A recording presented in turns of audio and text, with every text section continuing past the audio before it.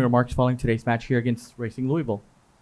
Yeah, I mean, I think overall a very resilient win. 4 PKs in a game. I don't know what the record is, but I'm sure that's got to be up there. To be fair, I think all 4 PKs were deserved in one way or the other. So, but yeah, no, I love that the group never wavered in their belief. They kept playing, they kept going, even up 3-2 and giving it that last one the way we did, but we just kept trucking. I thought those who came in did really, really well. Sarah brought in a lot of that composure.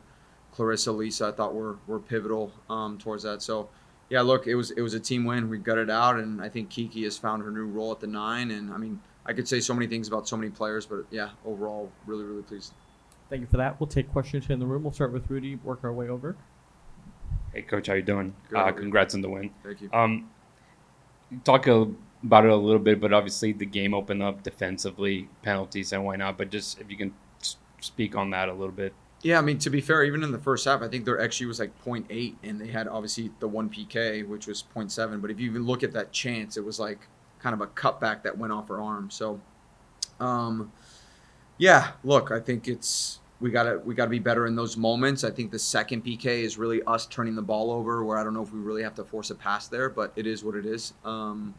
So yeah, but if you take out those 2 PKs, that's over half their XG. So, you know, I think they created probably less than 1 XG outside of those 2 PKs. So that means we actually defended quite well outside of those. And you talk a little bit about the momentum shift, obviously, and your team kind of coming from behind for a while. But, you know, how's that feeling on the bench, you know, seeing the team respond well in those momentum shifts? Yeah, I mean, it's been part of our DNA. If you look at last year, how many games have we? I mean, this will be another 3 points that we got from being down, right? And that was, I mean, I think we scored 12 points, 13 points last year from being down. So that's something not that we don't want to be accustomed to it, but we're very comfortable in that. So I think it just shows to the resilience of the group. And then my last one, you talked about Kiki a little bit. 4 goals already for her this season. I think she ties what it was last year for you guys. So, you know, speak on her a little bit, you know, more and just her performances so far. Yeah, look, I mean, she's always been someone that has had the nose for goal. I think in this new role as the 9, it really suits her profile really well, especially with how we play. And she just looks like she's having fun and getting more and more comfortable. She's very unpredictable in how she moves, and she could turn you. She can also strike with both feet.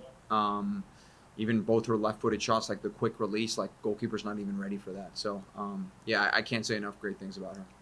And also a great leader by example, especially with the younger groups. Congrats, Coach. I had 3 questions, but you addressed the question on the PKs. My second question is going to be on Kiki, so I guess I'll move to my third. Okay. It seemed the team moved more aggressively in the second half. It seemed they were spreading out and attacking more. Can you comment on that?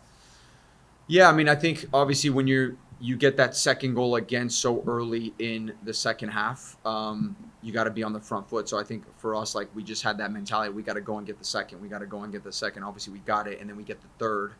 And then obviously that moment happens. But yeah, I mean, I think part of it was also being down and then having to, you know, kind of put that front foot forward. But yeah, I mean, you're seeing a team that can score in a lot of different ways, that can attack quite well in different ways. So yeah, overall decent performance. Thank you. Yep. Hi, Coach. Max Pito, Apollo Media. Pleasure to meet you, and congratulations. Thank you. You're probably not aware of this. Maybe you've been already told by your staff, but Kiki's 4 goals to start the season are the fastest to 4 goals to start a season in franchise history. What does that mean for someone like you who's been in this position, maybe not as long, but has learned so much about the franchise history? And what do you feel like this means maybe for the path of where this team could possibly go going forward?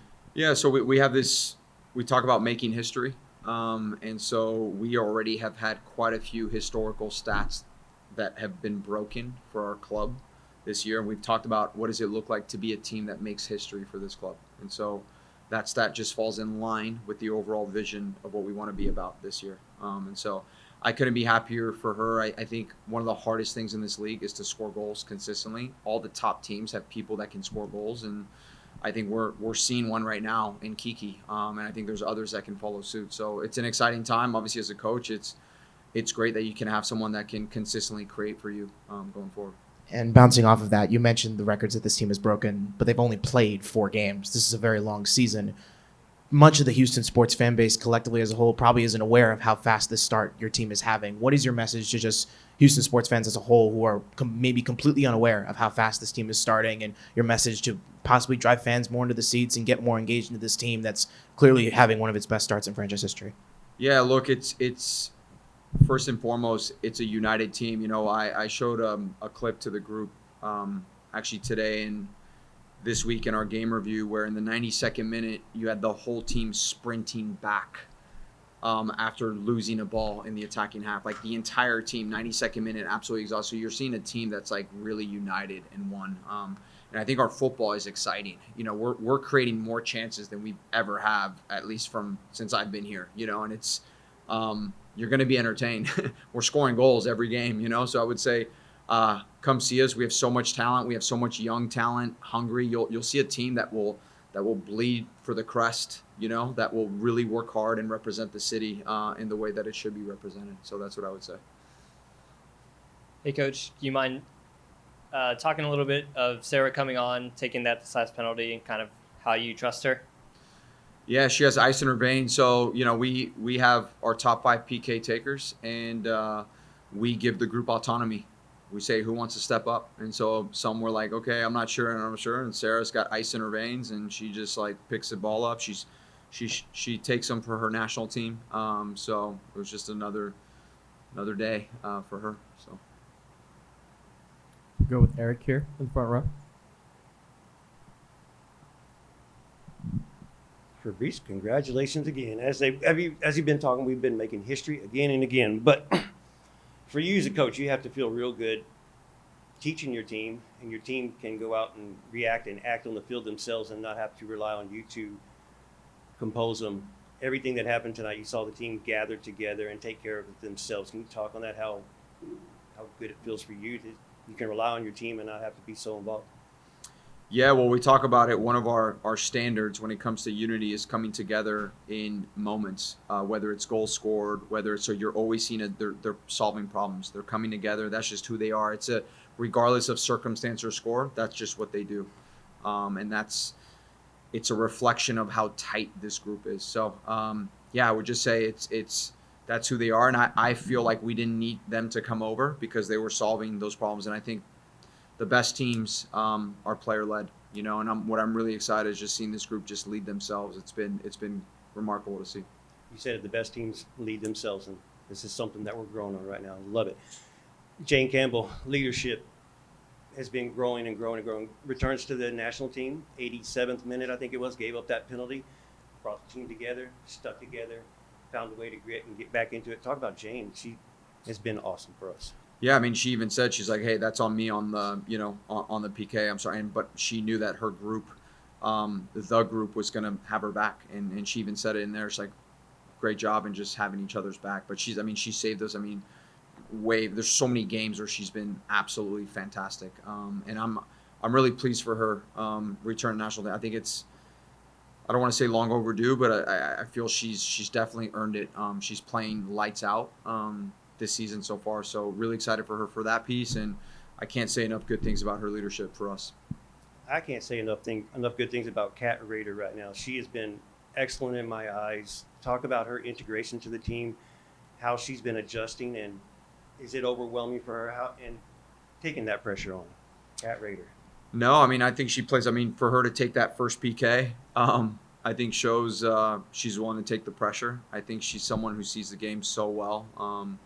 I think the way she can move in and out of pockets and just turn and face forward, and I feel like the game just kind of slows down when she's on the ball. Like she just like sees it like in slow motion and just picks the right pass, you know, all the time. So, yeah, no, she's been fantastic. So it's been great to coach her.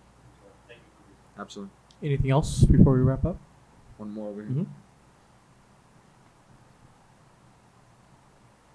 Just super quickly, Coach, with a 3-week break basically coming up for your team, with this kind of a momentum and with all the records that you're breaking and just how connected this team is right now, what are the goals that you and your staff at least have in mind keep the group centered? Obviously, with all the national team stuff going on with your players, what are at least the first bulletins to at least accomplish before the courage come? I think it's important to also rest. Like we have gone from preseason, like it's been like week in, week out. So I think the first piece is finding those moments to rest. We have a couple 2-day, 3-day builds of rest to just do that. And then I think it's a lot of, I think we'll have 9 to 12, 13 players like with us. So I think a lot of it will be a lot of position specific work. So really getting a lot of work that maybe you don't get so much in the team setting. So they really feel like they're getting better. So we'll slightly change pace a little bit, but it'll be, I think, very beneficial for the group. So.